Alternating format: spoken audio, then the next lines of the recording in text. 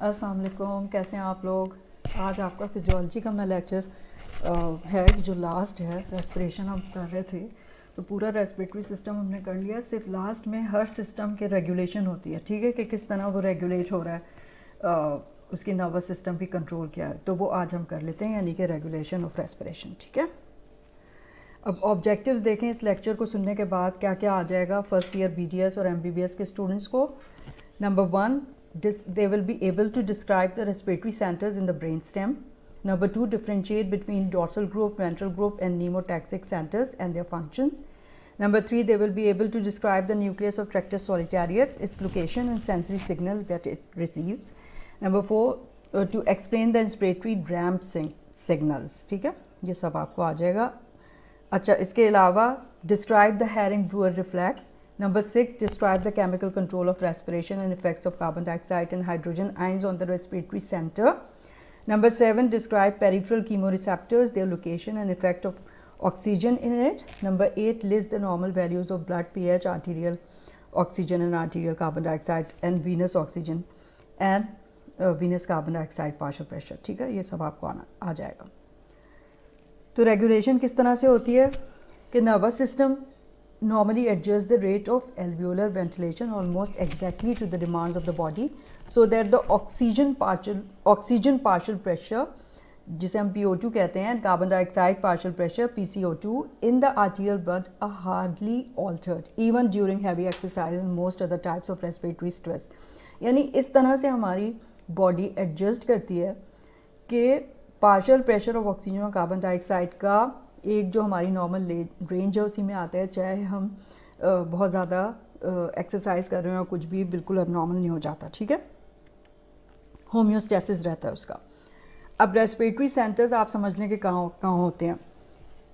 अब जो respiratory centre है ना, वो it is composed of several groups of neurons located bilaterally in the medulla oblongata and pons of the brain stem. Medulla और pons में होते हैं। ठीक है, it is divided into 3 major group of neurons. Number 1, a dorsal respiratory group of neurons located in the dorsal portion of the medulla which mainly causes inspiration. अब ये जो है ना आपने याद कर लेना है ना, तो इसको अपने पास लिखने की ज़रूरत है।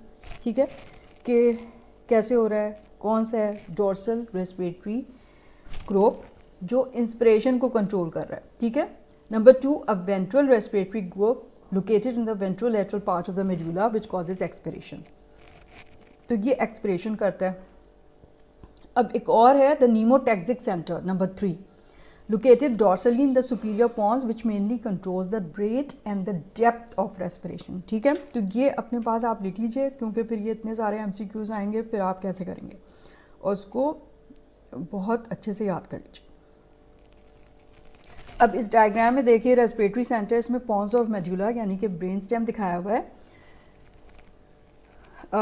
ठीक है, तो वेंट्रल, ये राइट साइड पे देखें, ventral respiratory group expiration inspiration कर रहा है। फिर उसके बाद डॉर्सल रेस्पिरेटरी ग्रुप वो क्या कर रहा है, अभी हम आगे भी देख लेंगे। फिर वहाँ पे ग्लॉसोफेरेंजियल नर्व आ रही है और वेगस नर्व भी आ रही है। ठीक है, और एक नीमोटैक्सिक सेंटर है जो कोई इनहिबिटरी सिग्नल्स भेज रहा है dorsal respiratory group of neurons को। Dorsal respiratory group of neurons control of inspiration and of respiratory rhythm. So most of its neurons are located within the nucleus of Tractus solitarius. यानी कि जो part है जहाँ पे sensory signals आ रहे हैं उसका नाम है nucleus of the Tractus solitarius.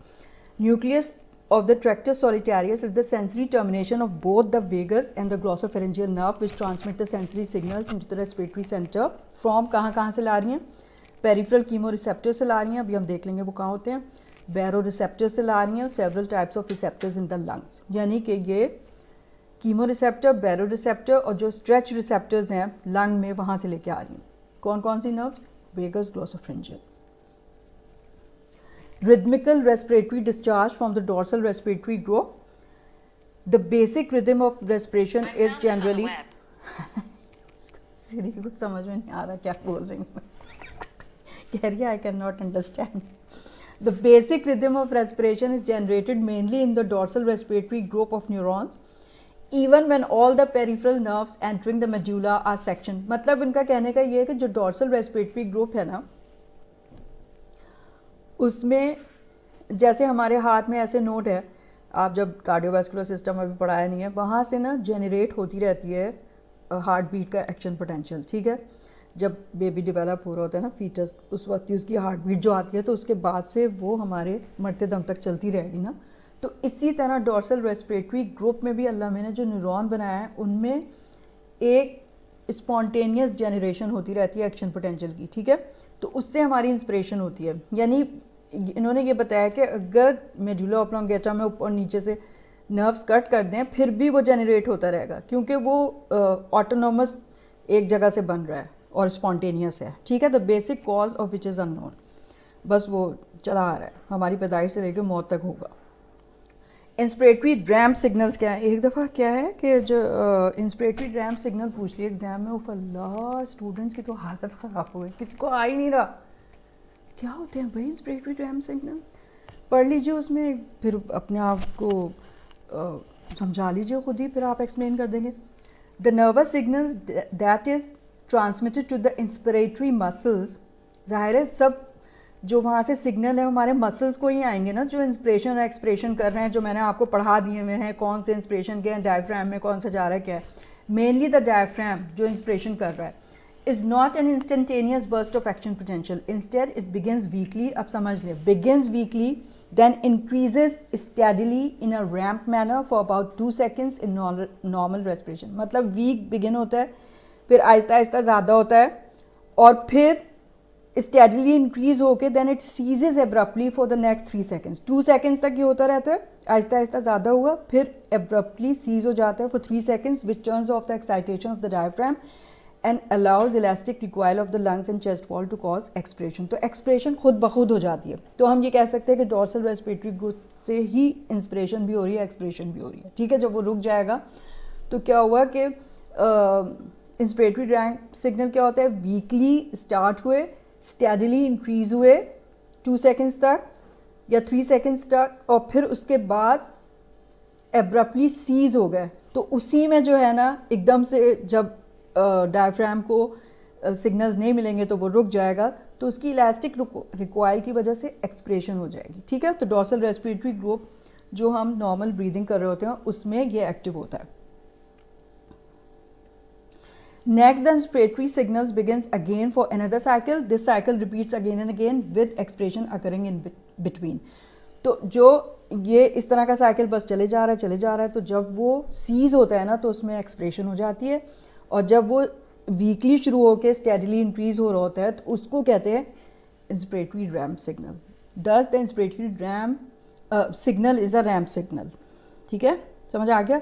There are 2 qualities of inspiratory ramp signal that are control. Number 1, control of the rate of increase of the ramp signal, so that during heavy respiration the ramp increases rapidly and therefore fills the lungs rapidly। मतलब जल्दी जल्दी हो रहा है तो lung जल्दी जल्दी fill हो रहे हैं एयर से। Number 2, control of the limiting point eight which the ramp suddenly सीजेज, this is the usual method for controlling the rate of respiration. तो रेट जो है ना, इससे कंट्रोल हो जाता है, सही। That is the earlier the ramp सीजेज the shorter the duration of respiration. जैसे रेस्पिरेटरी रेट अगर बढ़ जाए तो अर्लियर अगर रैम्प सीज हो जाएगा तो जल्दी ड्यूरेशन ऑफ रेस्पिरेशन शॉर्ट होगी ना। This also shortens the duration of inspiration, this also shortens the duration of expiration, thus the frequency of respiration is increased. तो इस तरह से फ्रीक्वेंसी इंक्रीज हो जाएगी, यानी इंस्पिरेशन भी कम ड्यूरेशन का हो गया, एक्सपिरेशन भी कम ड्यूरेशन हो गया, तो साइकिल जल्दी जल्दी रिपीट करेगा तो रेस्पिरेटरी रेट इंक्रीज हो जाएगा, ठीक है। जो हम जब एक्सरसाइज कर रहे होते हैं, कोई खेल खेल रहे होते हैं, भाग रहे होते हैं, तो फिर ये हो जाता है। अब दूसरा सेंटर जो है नीमोटैक्सिक सेंटर है। It limits the duration of inspiration and increases the respiratory rate. अब इसका भी यही काम है, क्या है? It is located in the nucleus parabrachialis of the upper pons and it transmit the signals to the inspiratory area, ठीक है। ये जो है ना pneumotaxic centre dorsal group of neuron के ऊपर होता है, पैराब्रेकियालिस न्यूक्लियस वहाँ पे होता है, और इसका काम क्या है कि वो सिग्नल भेजता है इंस्पिरेटरी न्यूरॉन्स पे, ठीक है। The primary effect of this centre is to control the switch off point of the inspiratory ramp, thus controlling the duration of the filling phase of the lung cycle. तो एक और चीज़ अल्लाह मियां ने रखी है उसके ऊपर कि ये जो है अगर डोर्सल इंस्पिरेटरी ग्रुप को ये इनहिबिट कर सकता है।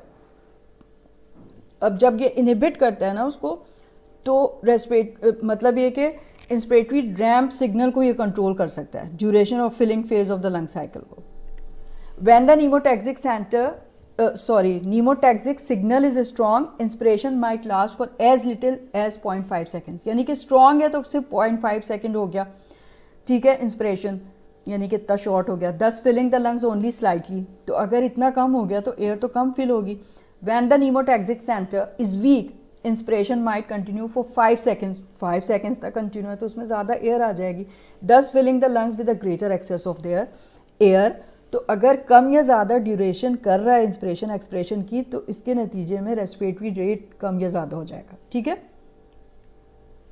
The function of pneumotaxic centre is primarily to limit the respiration, to limit the inspiration.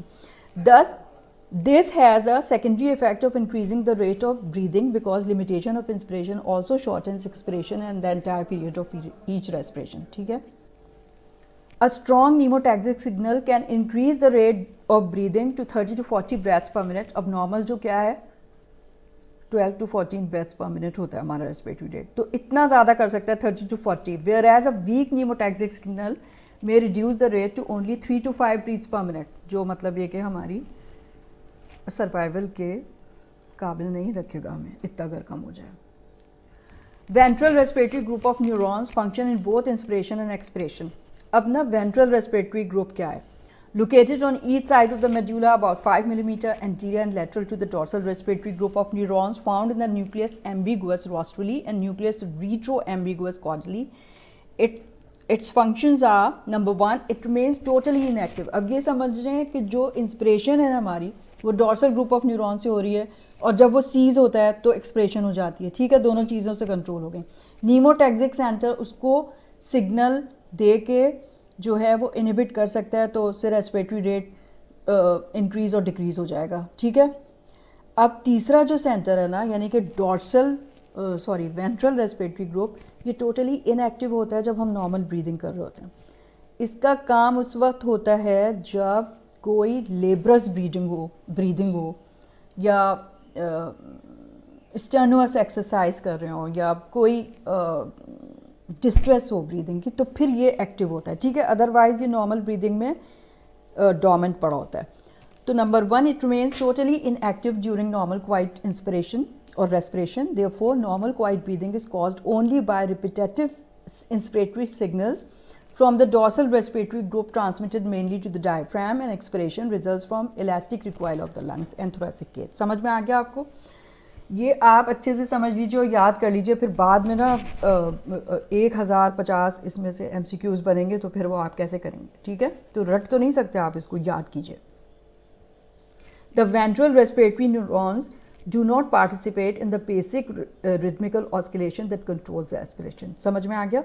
Number 3, when the respiratory drive for increased pulmonary ventilation becomes greater than normal, respiratory signals spill over into the ventral respiratory neurons from the basic oscillating mechanism of the dorsal respiratory area. As a consequence, the ventral respiratory area contributes extra respiratory drive as well, ठीक है। तो जब भी लेब्रस breathing हो रही होगी तो उस वक्त ये फिर एक्टिव होंगे, ठीक है। Electrical stimulation of few of the neurons in the ventral group causes inspiration, whereas stimulation of other causes expiration. अब यहाँ पे 2 टाइप के हैं वेंट्रल रेस्पिरेटरी ग्रुप में न्यूरॉन्स, कुछ जो हैं वो इंस्पिरेशन करा रहे हैं, कुछ एक्सपिरेशन करा रहे हैं। Therefore these neurons contribute to both inspiration and expiration. They are important in providing powerful expiratory signals to the abdominal muscles during very heavy expiration. अब हमने जब मसल्स ऑफ इंस्पिरेशन एक्सपिरेशन किए थे तो हमने देखा था जब लेब्रस ब्रीदिंग होती है तो एक्सेसरी मसल्स ऑफ रेस्पिरेशन जो है ना वो एक्टिव हो जाते हैं, ठीक है। यानी वो कौन कौन से हैं? एब्डोमिनल हैं, सारे एब्डोमिनल मसल, तो फिर वो एक्टिवेट हो जाते हैं। स्टर्नोक्लीडोमास्टोइड और स्कैलनी और कौन से ट्रांसवर्स एब्डोमिनस, ये सारे जो हैं एक्सेसरी मसल ऑफ रेस्पिरेशन वो एक्टिव हो जाएंगे इसकी वजह से। Lung inflation signals limit inspiration, Herring-Brewer reflex. अब sensory signals they from the lungs also help control the respiration. Most important, located in the walls of the bronchi and the bronchioles throughout the lungs are stretch receptors that transmit signals through the vagi into the dorsal respiratory group of neurons when the lungs become overstretched. अब अल्लाह मियाँ ने ना इसके अलावा भी chemo receptor, बैरो receptor के अलावा भी जो है ना स्ट्रेच रिसेप्टर रखे हुए हैं, हमारे एल्वुलाई में भी हैं, ब्रोंकाई और ब्रोंक्यूल्स में भी हैं. मतलब वो लिमिट करने के लिए हैं, यानी कि जैसे ही बहुत ज़्यादा एयर आ जाए और वो उसको इतना इन्फ्लेट कर दे तो वो स्ट्रेच रिसेप्टर्स फिर एक्टिवेट हो जाते हैं ताकि वो इनहिबिटरी सिग्नल भेजें कि भाई और ज़्यादा अब ये स्ट्रेचिंग नहीं हो. ठीक है, तो उससे एक रिफ्लेक्स होती है हैरिंग-ब्रूअर रिफ्लेक्स. तो ये लिमिट करने के लिए है इंस्पिरेशन को कि कितनी इंस्पिरेशन हो जा रही है, कितनी मतलब टाइडल वॉल्यूम जो है नॉर्मल बस वो उतना ही रहे. These signals affect inspiration in much the same way as signals from pneumotaxic center. अब इनका भी वही काम है जो नीमोटैक्सिक सेंटर का है, यानी नीमोटैक्सिक सेंटर उसको एक्टिवेट होता है कि जब कम या ज़्यादा वो कर सकता है इंस्पिरेशन और एक्सपिरेशन की ड्यूरेशन को, जिसकी वजह से रेस्पिरेटरी रेट इंक्रीज हो जाते हैं. That is when the lungs become over inflated, the stretch receptors activate the appropriate feedback response that switches off the inspiratory ramp and the stop further inspiration. This is called herring-Breuer reflex which increases the rate of respiration. समझ में आया? यानी कि जब बहुत ज़्यादा inflate हो गया ब्रोंकाई, ब्रोंक्यूल्स या एल्वुलाई, तो stretch receptors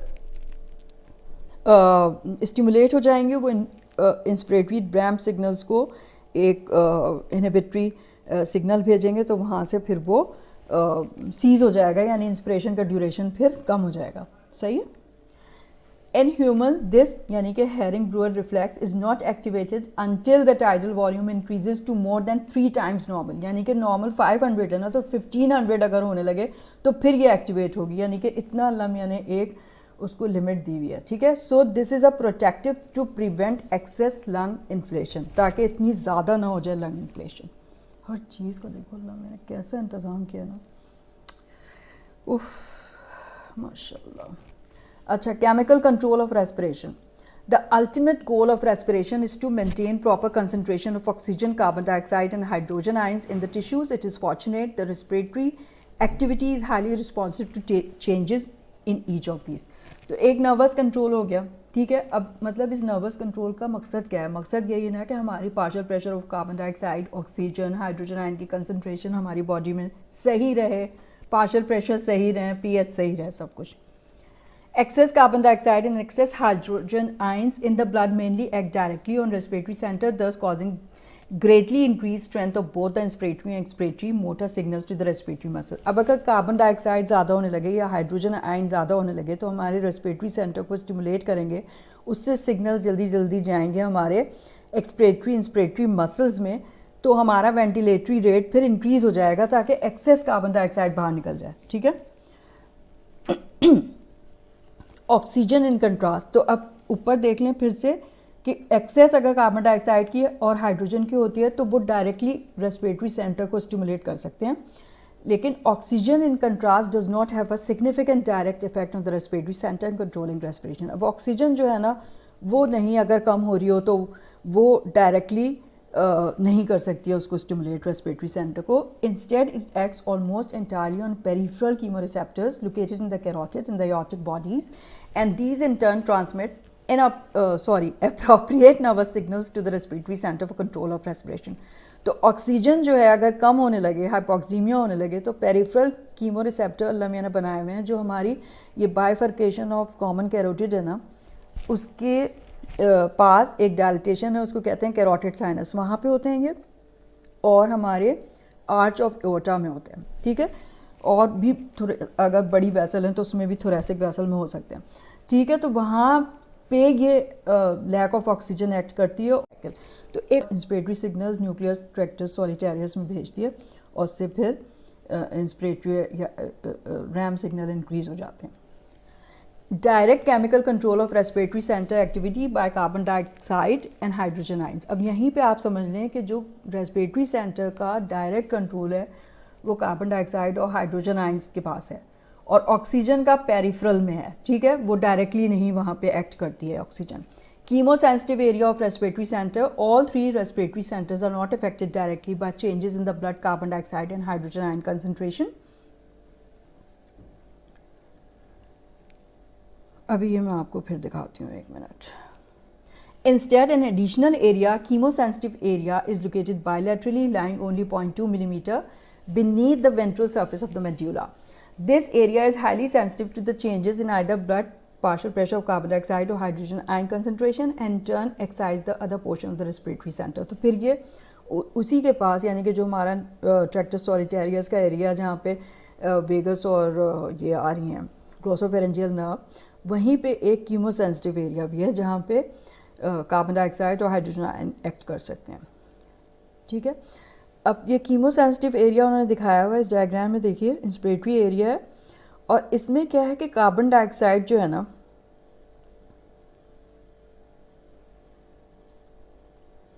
stimulation of the brainstem inspiratory area by signals from the chemosensitive area located bilaterally in the medulla, lying only a fraction of millimeter beneath the ventral medullary surface. Note also the hydrogen ions stimulate the chemosensitive area, but carbon dioxide in the lungs give rise to most of the hydrogen ions. अब carbon dioxide ही तो है जिससे hydrogen ions निकलेंगे. कैसे? Carbon dioxide bind करती है water के साथ, कार्बोनिक एसिड बनाती है, कार्बोनिक एसिड डिसोसिएट हो जाता है बाइकार्बोनेट और हाइड्रोजन में, और हाइड्रोजन जो है वो फिर डायरेक्टली एक्ट करती है कीमोसेंसिटिव इंस्पिरेटरी एरिया पे. ठीक है, इसमें ये दिखाया हुआ है. Excitation of the chemosensitive neurons bye hydrogen ions is likely the primary stimulus. तो मतलब ये कि कार्बन डाइऑक्साइड जब रिएक्ट करेगी वाटर के साथ, कार्बोनिक एसिड बनाएगी, हाइड्रोजन आयन रिलीज होंगे, तो ये हाइड्रोजन आयन जो है ना वो कीमोसेंसिटिव एरिया को एक्साइट कर देंगे. It is believe that hydrogen ions may be the only important direct stimulus for these neurons. यानी कार्बन डाइऑक्साइड भी डायरेक्ट स्टिमुलस नहीं है, पहले वो रिएक्ट करेगी, फिर हाइड्रोजन आयन बनेगा, फिर वो डायरेक्टली एक्ट करेगी कीमोसेंसिटिव एरिया को. ठीक है.